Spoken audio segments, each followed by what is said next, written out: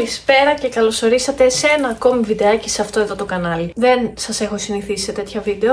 Σήμερα δεν θα κάνουμε ούτε vlog, ούτε θα σας δείξω τι κάνουμε μέσα στη μέρα μας και τα σχετικά, αυτά που συνηθίζω δηλαδή. Σήμερα θα μιλήσουμε για τα καλά και τα κακά της Γερμανίας.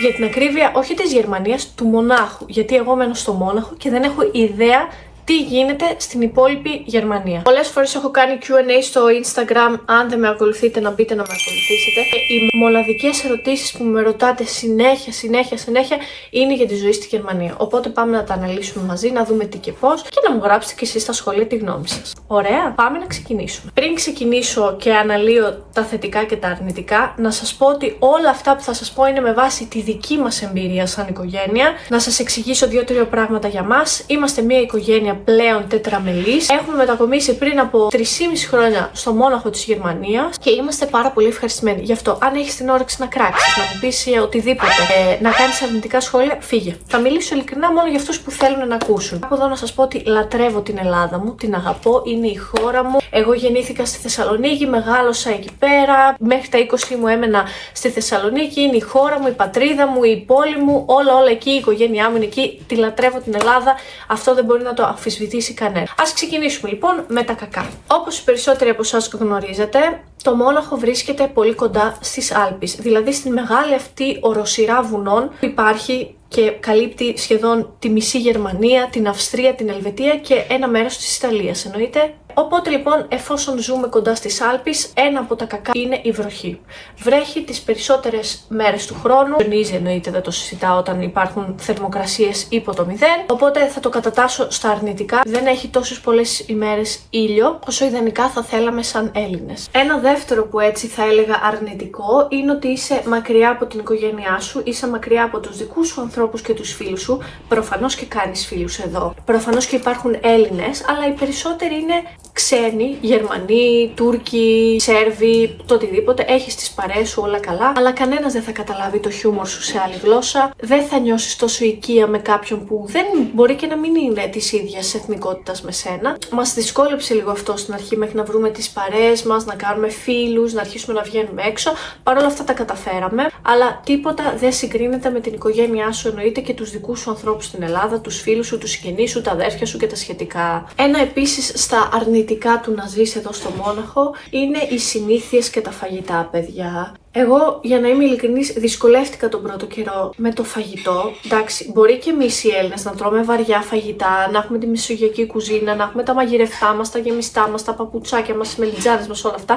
Οκ, αλλά και εδώ στην Γερμανία μην νομίζετε ότι τρώνε και τίποτα light. Δηλαδή, όλο αυτό το λουκάνικο, αλαντικό ψωμί, μπρέτσελ, πρωί, μεσημέρι, βράδυ, βούτυρα και δεν ξέρω εγώ τι, εμένα με ζόρισε λίγο στην αρχή, η αλήθεια είναι. Σε αυτή την κατηγορία θα πω ότι επίσης δεν βρίσκεις πάρα πολύ εύκολα τα ελληνικά προϊόντα που θα ήθελες. Δεν λέω, φέτα πουλάνε στα σούπερ μάρκετ.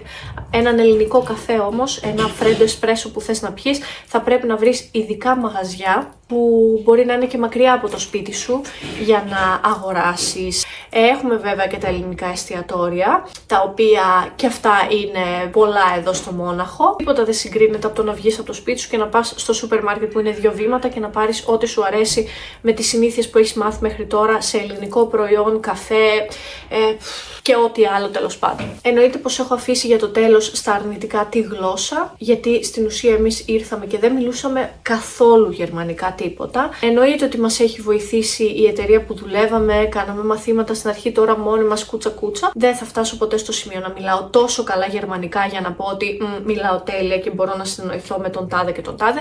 Φυσικά μιλάς τα καθημερινά, να μπορείς να συνεννοηθείς με έναν γιατρό, στο σούπερ μάρκετ, στη δουλειά σου και αυτά, αλλά μην με βάλεις τώρα να σου μιλήσω και στην καθαρέδωση στα γερμανικά, δεν μπορώ. Και επίσης οι περισσότεροι ξέρετε ότι οι Βαβαροί έχουν και λίγο έτσι μια πιο βαριά διάλεκτο και τα λένε λίγο πιο βαριά και τα σχετικά, αλλά να ξέρετε επίσης ότι αν προσπαθήσεις ακόμα και λάθος να κάνεις όταν μιλάς με κάποιον Γερμανό, έχω παρατηρήσει εδώ ότι οι Γερμανοί το εκτιμάνε. Δηλαδή όσες φορές έχω πάει και έχω προσπαθήσει να μιλήσω γερμανικά, που μιλάς αλλά κάνεις 1-2 λαθάκια στη γραμματική, γιατί η γραμματική είναι το σημαντικότερο, έχω δει ότι το βλέπουν αυτό και τους αρέσει να κάνεις αυτή την προσπάθεια να μάθεις την τόσο δύσκολη γλώσσα τους. Ένα ακόμα θετικό της Ελλάδας και αρνητικό της Γερμανίας ολόκληρης θα έλεγα είναι, παιδιά, είτε το πιστεύετε είτε όχι, η ψηφιακή διακυβέρνηση. Στην Ελλάδα, πολύ απλά, δεν ξέρω ποιος υπουργός το έχει κάνει αυτό, ποια κόμμα, αλλά μπράβο, υπάρχει το gov.gr, μπορείς να μπεις μέσα πολύ άνετα, να βγάλεις το πιστοποιητικό σου, να κάνεις μια εξουσιοδότηση, να βγάλεις ένα χαρτί που χρειάζεσαι και όλα γίνονται τόσο γρήγορα από το σπίτι σου. Εδώ στη Γερμανία δυστυχώς δεν ισχύει αυτό. Σκεφτείτε ότι με το που γεννήθηκε ο Αχιλλέας, για να πάρω το πιστοποιητικό γέννησής του και να τον δηλώσω στην ασφάλεια υγείας μου έτσι ώστε να πάει να κάνει το πρώτο του εμβόλιο, έπρεπε να περάσουν 6 εβδομάδες να περιμένω εγώ αυτό το χαρτί να μου έρθει στο σπίτι. Αυτό είναι ένα από τα καλά της Ελλάδας και τα κακά της Γερμανίας. Δηλαδή υπάρχει λίγο αυτή η γραφειοκρατία. Βέβαια, όλα γίνονται γρήγορα, δεν μπορώ να πω. Απλά δεν έχεις αυτή τη δυνατότητα να το κάνεις εσύ μόνος από το σπίτι σου όποτε το χρειάζεσαι. Πρέπει δηλαδή να πας, να αιτηθείς ένα χαρτί, μπλα μπλα μπλα και τα σχετικά. Ξέρετε πώς πάει. Μέσα σε αυτή την κατηγορία θα το εντάξω. Είναι η άειλη συνταγογράφηση, παιδιά. Εδώ στη Γερμανία θες να κάνεις εξετάσεις, πας στο γιατρό σου, σου τις γράφει, μετά πας στον άλλον γιατρό, κάνεις την εξέταση που χρειάζεσαι. Ενώ ξέρω πολύ καλά ότι στην Ελλάδα υπάρχει άειλη συνταγογράφηση, τσουπ τσουπ τα φάρμακα μέσω SMS, σου τα στέλνει ο γιατρός, πας στο φαρμακείο, γεια σας, τελείωσε υπόθεση. Δεν το έχουμε εδώ. Θα ήταν πάρα πολύ ωραίο να το είχαμε και εδώ στη Γερμανία, αλλά σε αυτό η Ελλάδα είναι λίγο καλύτερη από την Γερμανία. Και τώρα ας πάμε στα θετικά, που για μένα είναι πολλά τα θετικά το να ζεις εδώ στο Μόναχο. Θέλω πραγματικά να ξεκινήσω από την πολεοδομία. Μπορεί να γελάσετε, αλλά εγώ το θεωρώ πάρα πολύ σημαντικό. Γιατί έχω ζήσει με παιδί, με καρότσι, στο Παλαιό Φάληρο στην Αθήνα, που υποτίθεται ότι το Παλαιό Φάληρο είναι μια από τις αξιοπρεπέστατες περιοχές της Αθήνας, που ήτανε και είμαι πολύ ευχαριστημένη που έζησα εκεί. Και έχω υπάρξει μαμά να βγω έξω βόλτα με το καρότσι και το μωρό μέσα και έχω μετανιώσει την ώρα και τη στιγμή που βγήκα από το σπίτι μου, παιδιά. Το πεζοδρόμιο, το δέντρο που είναι φυτεμένο στη μέση του δρόμου, η στάση λεωφορείου που πρέπει να κατέβω στην Αμφιθέας με τα μάξια για να ξανανεύω έτσι ώστε να πάω στο προορισμό μου. Δεν ξέρω τι να πρωτοπώ, νομίζω όλοι τα ξέρουμε, όλοι τα έχουμε ζήσει. Όταν ήρθαμε Γερμανία, η Χριστιανή ήταν 2,5 χρονών. Όπως καταλαβαίνετε, πάλι με καρότσι ήμουνα. Δεν σήκωνα καν το καρότσι από το πεζοδρόμιο για να κατέβω στο δρόμο. Κάθε πεζοδρόμιο, σε κάθε γωνία,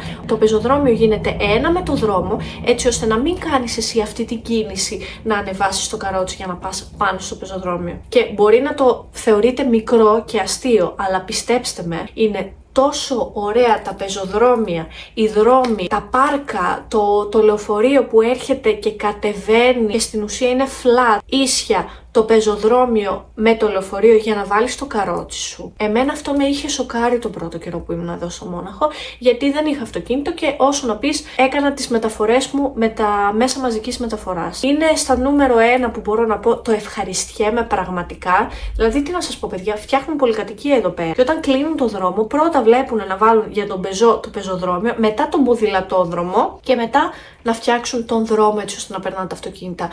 Μέσα σε αυτό να σημειωθεί ότι και οι ποδηλατόδρομοι είναι παντού. Παντού πας με το ποδήλατο. Υπάρχει ξεχωριστή λωρίδα, χρωματιστή με κόκκινο, είσαι με το ποδηλατάκι σου. Υπάρχουν κρυμμένοι αστυνομικοί σε γωνίες που σηκώνουν κλίση αν είσαι με το ποδήλατο και π.χ. είσαι μεθυσμένος ή δεν φοράς κράνος ή δεν πληρείς κάποια στάνταρ που έχουν αυτοί. Δεν τα γνωρίζω, να σας πω την αλήθεια. Αυτό θα το βάλω στα top, θέλω να ξεκινήσουμε αυτό τα καλά. Συνεχίζω, παιδιά, με τη δουλειά και το σπίτι. Θα μιλήσω πάντα με προσωπική μου εμπειρία, δεν ξέρω τι γίνεται κάπου αλλού. Έχω φίλους που δουλεύουν σε άλλα μαγαζιά, μου έχουν πει εξίσου θετικά πράγματα. Στην εργασία λοιπόν είναι όλα τυπικότατα. Φυσικά και υπάρχουν και εργοδότες που σε έχουν μαύρο, αδήλωτο και μπλα μπλα μπλα. Εγώ κοιτάω να σας πω τις δικές μας εμπειρίες και τους φίλους μας, αυτά που μας έχουν πει και τα σχετικά. Η δουλειά λοιπόν στη Γερμανία, παιδιά, είναι τυπικότατη. Υπάρχει το ωράριό σου, υπάρχει η καρτούλα σου, οι υπερορίες σου είτε θα τις πληρωθείς είτε θα τις πάρεις σε άδεια και τα σχετικά. Μπορείς να βγεις άρρωστος όποτε είσαι άρρωστος, χωρίς να τους πεις μάμου σου του είμαι άρρωστος, δεν έχω αυτό. Έχεις το δικαίωμα να μην τους πεις καν για ποιο λόγο είσαι άρρωστος. Αρρωσταίνει το παιδί σου, μπορείς να κάτσεις στο σπίτι, δεν θα σου πει κανένας τίποτα. Όλα αυτά τα πληρώνει η ασφάλειά σου. Ναι, έχεις πολλές κρατήσεις το μήνα από την ασφάλεια υγείας σου, αλλά και τι σου παρέχει, έτσι. Μπορείς να κάτσεις μέχρι και 6 εβδομάδες συνεχόμενες στο σπίτι σαν άρρωστος να πληρώνεσαι κανονικά και ο εργοδότης δεν μπορεί να σου πει τίποτα. Σίγουρα θα μου πείτε ότι υπάρχουν περιπτώσεις που ο εργοδότης μου έχει κάνει αυτό και μου έχει κάνει. Υπάρχουν οι κακοί εργοδότες, δεν το συζητάμε. Όπως και στην Ελλάδα υπάρχουν οι καλοί και οι κακοί. Εγώ πάντα σας μιλάω με τη δική μου εμπειρία και αυτά που έχω περάσει. Δηλαδή, όταν μείνα έγκυος, ας πούμε, που χρειάστηκε λίγες μέρες γιατί είχα ένα τύχημα στη δουλειά, να μείνω σπίτι γιατί ήμουν άρρωστη, όλα καλά. Όταν η Χριστιανά αρρώστενε, υπάρχει κατανόηση, θα έλεγα, πάνω σε αυτό το κομμάτι. Κάτι σημαντικό που ξέχασα είναι ότι στη Χριστιανά ήταν λίγο διαφορετικός ο νόμος το 2020. Τώρα, από ό,τι ξέρω, είναι λίγο παραπάνω. Όταν γέννησα, έκατσα 9 μήνες. Τέλος, αυτό θέλω να πω. Και ότι εδώ έχω τη δυνατότητα, εάν θέλω και αν το επιθυμώ, να κάτσω μέχρι 3 χρόνια. Ο μισθός διαιρείται, δηλαδή αν επιλέξεις να κάτσεις 1 χρόνο θα πάρεις τόσα λεφτά, αν θέλεις να κάτσεις 2 χρόνια θα πάρεις τόσα λεφτά και αν θες να κάτσεις 3 χρόνια λίγο λιγότερα. Εγώ έχω επιλέξει να κάτσω 2 χρόνια γιατί πραγματικά δεν θα είχα ποτέ αυτή τη δυνατότητα στην Ελλάδα, μόνο άμα ήμουν άνεργη και έπαιρνα ταμείο ανεργίας. Το ίδιο ακριβώς κάνει και ο Ηλίας. Κανένας δεν θα του πει τίποτα. Ο Ηλίας επέλεξε να πάρει 2 μήνες. Ο ένας μήνας διανύεται τώρα, το Φεβρουάριο, και ο άλλος μήνας είναι τον Ιούνιο στο γάμο μας που έχει πάρει 1 μήνα άδεια. Και όλα αυτά εννοείται εσύ τα επιλέγεις. Εσύ και μόνο εσύ. Και κανένας δεν έχει το δικαίωμα να σου πει τίποτα. Εγώ σκεφτείτε ότι έπρεπε να στείλω την κόρη μου 9 μηνών σε ημιδημόσιο βρεφονηπιακό, για την ακρίβεια. Το μωρό μου ήταν μωρό, δεν περπατούσε καν, μπουσουλούσε και εγώ έπρεπε να το στείλω με 4 άγνωστες γυναίκες να περνάει τη μισή του μέρα εκεί πέρα. Αυτό θέλω να πω, τίποτα άλλο σχετικά με αυτό το θέμα, θα το αφήσω απλά έτσι να αιωρείται. Εννοείται ότι όταν είσαι μαμά και γυρίσεις πίσω στη δουλειά σου, αν θέλεις και έχεις το δικαίωμα να ζητήσεις μειωμένο ωράριο, κανένας δεν θα σου πει τίποτα. Εννοείται ότι δεν μπορούν να σε διώξουν για τα επόμενα 2 ή 3 χρόνια και όλα αυτά εννοείται ότι είναι νόμιμα. Θα πάω λίγο στη δουλειά, στην εργασία. Όποιος σας έχει πει ότι στη Γερμανία θα παίρνετε τα ίδια λεφτά που θα παίρνετε στην Ελλάδα, λέει ψέματα, παιδιά. Εδώ ο κατώτατος μισθός είναι με τα βίας 1.500 ευρώ, αν είσαι full time. Γιατί άμα είσαι part time εννοείται και δουλεύεις 2 φορές την εβδομάδα, σίγουρα θα παίρνεις λιγότερα λεφτά. Αλλά παιδιά, μην ξεγελιόμαστε τώρα και μεταξύ μας. Στη Γερμανία εννοείται πως η μισθή είναι πολύ καλύτερη από ό,τι στην Ελλάδα. Η μισθή, τα tips, πολύ σημαντικό, γιατί από τα tips μπορείς να βγάζεις ένα τρίτο μισθό και να είσαι καλυμμένος σε όσον αφορά τα έξοδά σου και τα σχετικά. Για την εργασία δεν έχω κάτι άλλο να πω. Κάθε δουλειά διαφέρει εννοείται. Παρ' όλα αυτά, εκεί που θέλω να επιμείνω είναι ότι είναι τυπική, έχεις τις ώρες σου, τις υπερορίες σου, ό,τι λέει η σύμβασή σου. Δεν έχει αυτά που κάναμε στην Ελλάδα, όχι σου βάζω το δώρο, δώσ' το μου κας και άμα μιλήσεις θα σε διώξω κιόλας. Όχι. Πάμε λοιπόν να μιλήσουμε και για τα σπίτια, παιδιά. Πάλι θα μιλήσω για προσωπική μου εμπειρία. Μην τα ξαναλέμε. Μην πέσετε να με φάτε και μου πείτε για μένα δεν ήταν έτσι. Θα μιλήσω για μένα και πώς το έχω βιώσει εγώ. Τα σπίτια εδώ, παιδιά, δεν υπάρχει αυτό το κεντρική θέρμανση πετρελαίου στην Ελλάδα που δεν ανάβουμε ποτέ τα σώματα. Εγώ έχω ζήσει σε σπίτι, παιδιά, στην Ελλάδα που ζεσθενόμασταν με το air condition. Που δεν ζεσταίνεται το σπίτι με το air condition, μην λέμε ψέματα. Λοιπόν, τα σπίτια λοιπόν εδώ στη Γερμανία είναι όλα μέσα. Τι εννοώ με αυτό? Πληρώνεις 1.200 ευρώ για το σπίτι σου και είναι όλα μέσα. Το ρεύμα σου, το νερό σου, τα κοινόχρηστα, το πάρκινγκ, το ζεστό, όλα. Και δεν υπάρχει σπίτι, παιδιά, που να μην έχει θέρμανση. Ας μην λέμε βλακίες τώρα. Όλα τα σπίτια έχουν θέρμανση. Καλοριφέρ τώρα ή θα είναι πετρέλαιο ή θα είναι φυσικό αέριο. Δεν υπάρχει, νομίζω, σπίτι. Εκτός αν υπάρχει κάποιες εξαιρέσεις μικρές που δεν έχουν φυσικό αέριο ή δεν έχουν πετρέλαιο, ξέρω εγώ, και δεν ζεστάνονται τα σπίτια. Δεν μπορεί ο άλλος, ρε φίλε, να σου νοικιάσει αν δεν έχει ζεστό, αν δεν είναι ζεστό το σπίτι. Στο τέλος, εννοείται, της χρονιάς βγάζουν ένα καθαριστικό. Πόσο έκαψες εσύ, κυρία Φέη? Εγώ έκαψα τόσο. Έκαψες λίγο παραπάνω. Δώσε μας 200 ευρώ εξτρά. Έκαψες λιγότερο. Πάρε 300 ευρώ επιστροφή. Κάπως έτσι πάει. Ένα άλλο μεγάλο έτσι κομμάτι που πραγματικά ευχαριστώ το Θεό που ζω στο Μόναχο και στη Βαβαρία είναι, παιδιά, το πόσο πολύ σε βοηθάει το κράτος να βρεις σπίτι. Αν εννοείται πληρείς όλα τα κριτήρια. Τι εννοώ? Υπάρχει μια σελίδα και ένα πρόγραμμα της Βαβαρίας, συγκεκριμένα του Μονάχου, που μπορείς να βρεις σπίτι και σε βοηθάει το κράτος με αυτό. Τι εννοώ? Εμείς έχουμε κάνει την αίτηση και γίναμε δεκτοί σε αυτό το πρόγραμμα που σας λέω τώρα. Και στην ουσία του βρίσκουν πιο οικονομικό σπίτι, καινούργια σπίτια που τα δίνει ο Δήμος σε κόσμο, ο οποίος, ας πούμε, είναι τετραμελής οικογένειας και ζουν σε μικρό σπίτι. Έχουν ανάπηρο άτομο στο σπίτι. Είστε 2 άτομα και είναι έγκυος η γυναίκα σου. Έχετε χαμηλό εισόδημα. Ζείτε σε πάρα πολύ μικρό σπίτι και είστε πάρα πολλά άτομα. Αυτό λοιπόν τι κάνεις? Κάνεις μια αίτηση online. Εμείς την έχουμε κάνει, έχουμε γίνει δεκτοί και έχουμε ήδη ξεκινήσει να βλέπουμε μερικά σπίτια. Και όταν λέω μερικά μερικά σπίτια εννοούμε, εμάς τουλάχιστον μας εμφανίζει σπίτια από το 2018 μέχρι το 2025. Αυτό το σπίτι που πήγαμε να δούμε τώρα τις προάλλες ήταν του 25. Με 3 υπνοδωμάτια και για τα 2 μας παιδιά, δηλαδή και ένα για μας, σαλονοκουζίνα, καινούριο, επιδαπέδια, θέρμανση και όλα αυτά να είναι 1.200 ευρώ, 1.400. Όσο πάνω κάτω, πολύ οικονομικό σπίτι για να ζει στο Μόναχο. Για ένα σπίτι στη Γερμανία, καινούριο, με γκαράζ, με παιδική χαρά στη μέση, με όλα αυτά τα συν. Οπότε εγώ το θεωρώ ευλογία αν μου κάτσει κάποιο σπίτι, γιατί πηγαίνουμε και βλέπουμε παράλληλα. Υπάρχουν βέβαια κάποια κριτήρια για την επιλογή του ενοικιαστή και θεωρώ ότι δεν θα υπήρχε ποτέ περίπτωση στην Ελλάδα να μένω σε ένα τριάρι σπίτι του 2025 με όλα αυτά τα εξτρά, γιατί απλά δεν θα ήμουν εκατομμυριούχος. Απλά στην Ελλάδα δεν υπήρχε ποτέ περίπτωση. Παιδιά, ας μην γελιόμαστε να μείνω σε τέτοιο σπίτι. Άλλο θετικό, τα σχολεία και η εκπαίδευση. Η Χριστιάνα, όπως ξέρετε, από Σεπτέμβρη ξεκινάει σχολείο και θα είναι στο δημοτικό σχολείο. Πώς ξεκίνησε όλο αυτό, παιδιά? Εμένα μου έκανε εντύπωση πόσο οργανωμένοι είναι. Δεν ξέρω αν γίνονται στην Ελλάδα, μην σας λέω ψέματα. Τότε σε ενημερώνουν με email ότι πρέπει να πας να δεις το σχολείο, να κάνεις μια πρώτη γνωριμία με τους δασκάλους, να σε ενημερώσουν για μερικά πράγματα. Στο συγκεκριμένο αυτό σχολείο που ξεκινάει η Χριστιάνα, προφανώς και δεν είναι ιδιωτικό, είναι ένα δημόσιο σχολείο εδώ της περιοχής, το οποίο έχει μέσα, παιδιά, εστιατόριο. Παιδάκια που έχουν τη δυνατότητα να φάνε πρωινό και μεσημεριανό στο σχολείο, πράγμα που σκεφτείτε λίγο πόσο πολύ βοηθάει μια εργαζόμενη μαμά. Δεν σου λέω ότι δεν θα του μαγειρεύσει το παιδί, προφανώς, αλλά δεν είναι μια ανακούφιση να έχει το παιδί σου πρωινό και μεσημεριανό μέσα στο σχολείο. Μας φώναξαν λοιπόν, μας ειδοποίησαν, πήγαμε από το σχολείο να το δούμε, μας έδειξαν τους χώρους, το εστιατόριο, τις τουαλέτες. Τα παιδάκια μέσα στο δημοτικό είναι με παντόφλες. Εγώ έπαθα σοκ, πεντακάθαρα όλα. Μας πέρασαν από τις τάξεις ενώ οι δασκάλες κάναν μάθημα και οι τάξεις. Στο κέντρο οι πόρτες είχαν τζάμι. Βλέπαμε ότι βάζαν τα θρανία πίσω, καθόντουσαν όλοι σε κύκλο οκλαδών, συζητούσαν μεταξύ τους και εμένα αυτό μου έβγαλε ένα πάρα πολύ ωραίο vibe, ένα πολύ θετικό έτσι συναίσθημα. Πάλι αυτή είναι μια προσωπική μου εμπειρία. Μπορεί σε κάποιο άλλο σχολείο του Μονάχου να μην είναι έτσι τα πράγματα. Ένα ακόμα στα θετικά του να ζει στο Μόναχο είναι ότι εάν η επιλογή σου είναι το παιδί σου να πάει σε δημοτικό σχολείο ελληνικό, υπάρχουν 2 ελληνικά σχολεία εδώ πέρα, δημοτικό, γυμνάσιο και λύκειο. Βέβαια δεν τα ξέρω πολύ καλά, δεν τα έχω ψάξει γιατί η Χριστιάνα θα πάει σε γερμανικό. Τα ελληνικά αυτά σχολεία έχει τη δυνατότητα να στείλει το παιδί σου σε απογευματινό μάθημα 1-2 ώρες, έτσι ώστε να μάθει ελληνικά, να μάθει να διαβάζει, να γράφει, πράγμα που σίγουρα θα το κάνουμε με τη Χριστιάνα. Και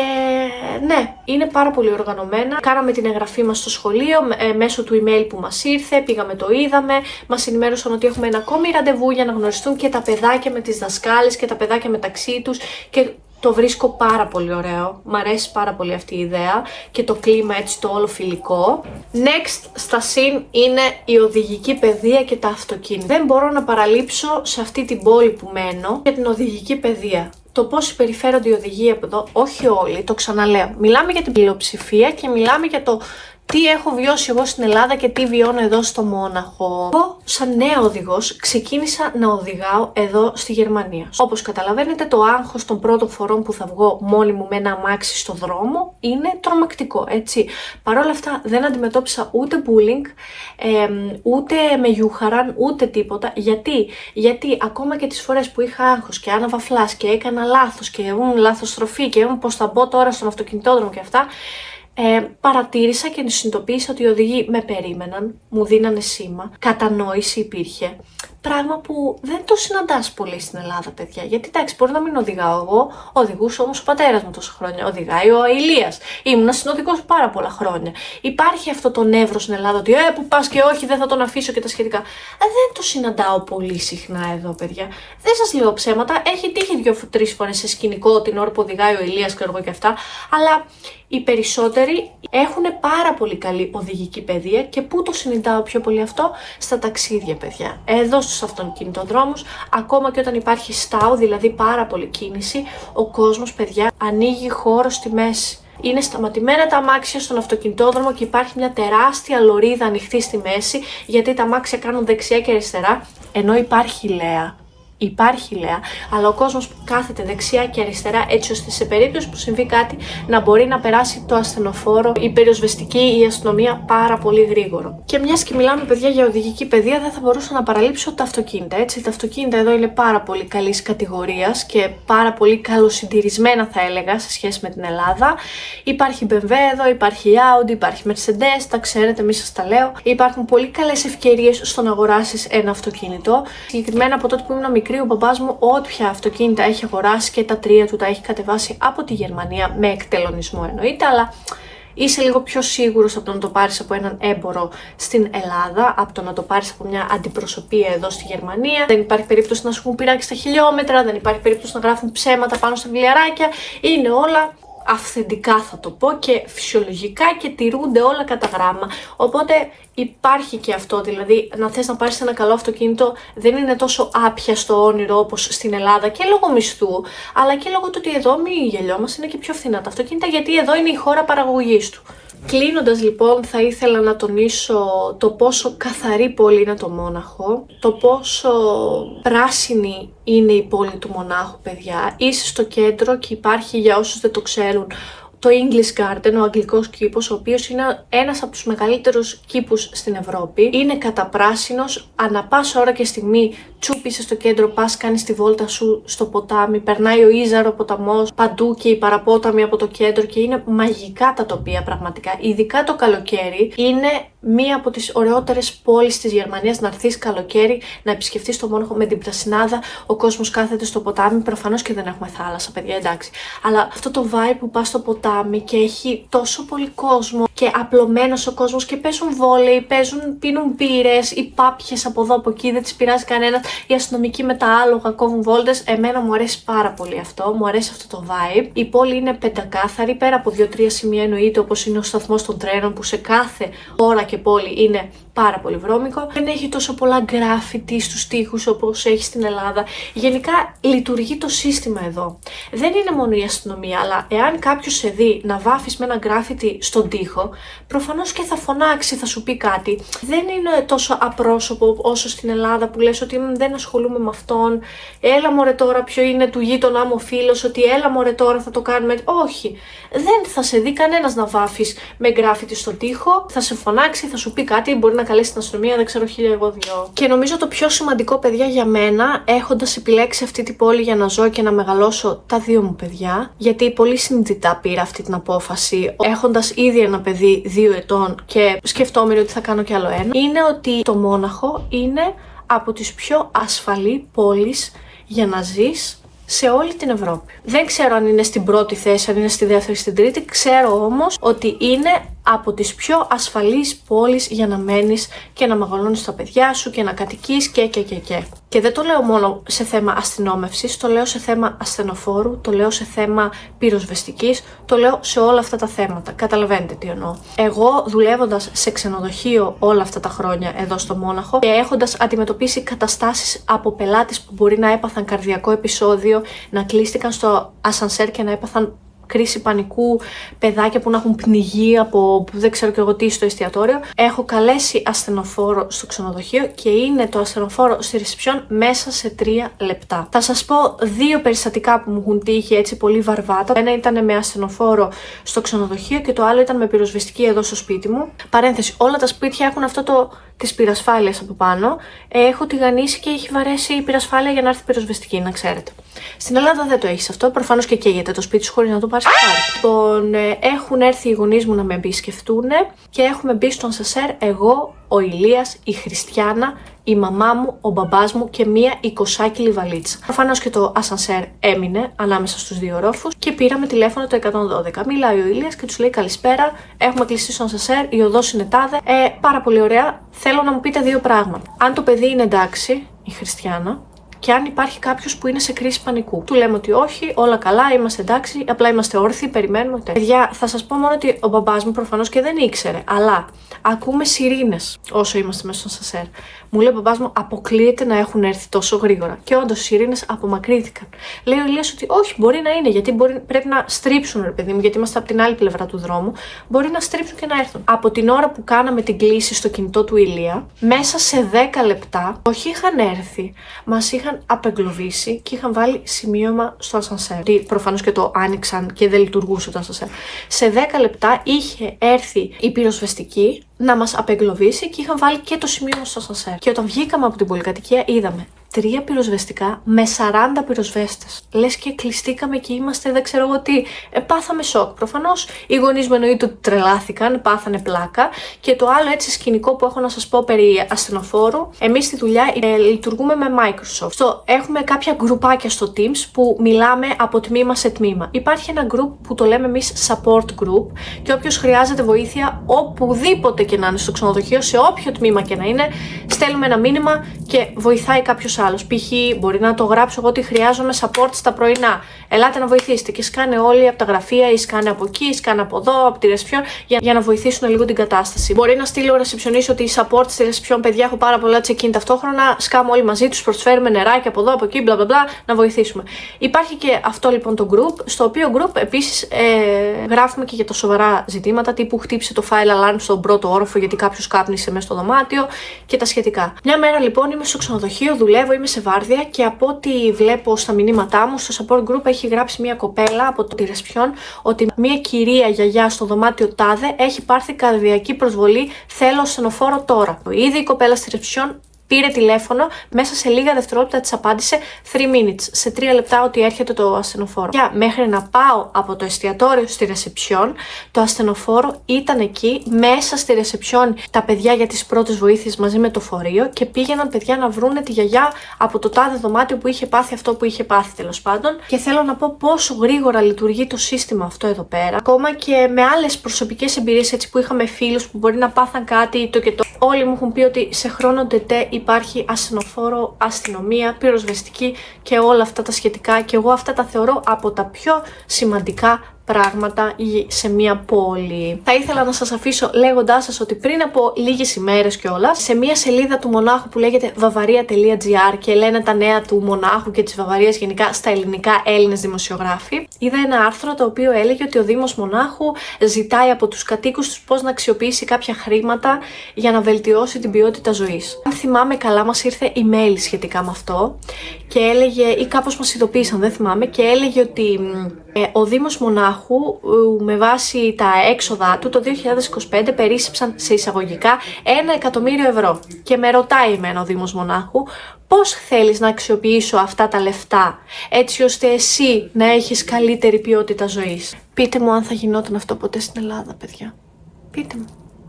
Ξέρω, υπάρχουν οι κακοπροαίρετοι που θα πούνε ότι το κάνουν για να μην δείξουν αυτό, να μην δείξουν. Εγώ όμως θέλω να βλέπω τη θετική πλευρά των πραγμάτων. Μου άρεσε πάρα πολύ αυτό. Ήτανε σαν να σου λένε ότι νοιάζομαι, ποια είναι τα θέλω σου, τι πρόβλημα έχεις εδώ που μένεις και τα σχετικά. Εγώ το πήρα στα συν, μου άρεσε πάρα πολύ. Εννοείται ότι μπήκα στη σελίδα και έγραψα, γιατί σου δίναν και καλά ένα link για να μπεις να πεις τις ιδέες σου. Αυτό που είπα εγώ είναι ότι για παιδάκια από 5 έως 7 ετών να κάνουν τύπου μία φορά το μήνα, ελάτε σήμερα έχουμε βόλεϊ, να πάμε να δούμε βόλεϊ με δασκάλες αν τους αρέσει που έχουν κλείσει τα παιδιά, ή ελάτε παιδιά αυτή τη εβδομάδα θα δούμε μουσική, να δούμε να πιάσετε τα μουσικά όργανα, τι σας αρέσει να κάνετε και τα σχετικά, έτσι ώστε τα παιδιά να βρούνε την κλίση τους, τι τους αρέσει να κάνουν, σε τι είναι καλοί και γιατί όχι να τους βοηθήσει να βρουν τον προσανατολισμό τους και τα σχετικά. Αυτό λοιπόν ήταν και το σημερινό μας βίντεο. Ξέρω μπορεί να σας κούρασα πάρα πολύ με το μπλα μπλα. Ελπίζω να σας έλυσα τις περισσότερες απορίες. Βέβαια, αν υπάρχει κάτι άλλο, παρακαλώ γράψτε μου από κάτω. Ίσως κάνω και ένα δεύτερο να σας απαντήσω. Μιλάμε πάντα από προσωπική εμπειρία. Μιλάμε πάντα για το Μόναχο, γιατί δεν έχω ιδέα τι γίνεται στην υπόλοιπη Γερμανία. Μιλάμε πάντα για το τι μου έχει συμβεί και το τι βλέπω με τα δικά μου τα μάτια, τι μου αρέσει και τι δεν μου αρέσει εμένα σαν Φέη. Γι' αυτό παρακαλώ πολύ, αν θέλεις να γράψεις το hate σχόλιο σου, θα το παραλείψω. Γράψτε μου μόνο τη γνώμη σας, την άποψή σας, αν σας άρεσε αυτά που σας είπα. Στείλτε και αυτό το βιντεάκι στους φίλους σας που τυχόν να έχουν τέτοιες απορίες. Πραγματικά έκανα αυτό το βίντεο γιατί συνέχεια με ρωτάτε στο Instagram για τη ζωή στη Γερμανία. Σας ευχαριστώ πάρα πολύ για όλη σας την αγάπη. Θα τα πούμε σε ένα επόμενο βιντεάκι. Μην ξεχνάτε ότι αυτός ο μήνας είναι οι πρόβες νηφικού, το τι θα κάνω στην Ελλάδα, ερχόμαστε Θεσσαλονίκη, πώς είναι ένα ταξίδι με αεροπλάνο με 2 παιδιά. Γι' αυτό χτυπήστε την καμπάνα, κάντε το subscribe σας, σε βλέπω, πάτα το τώρα και θα τα πούμε στα επόμενα βιντεάκια. Φιλάκια!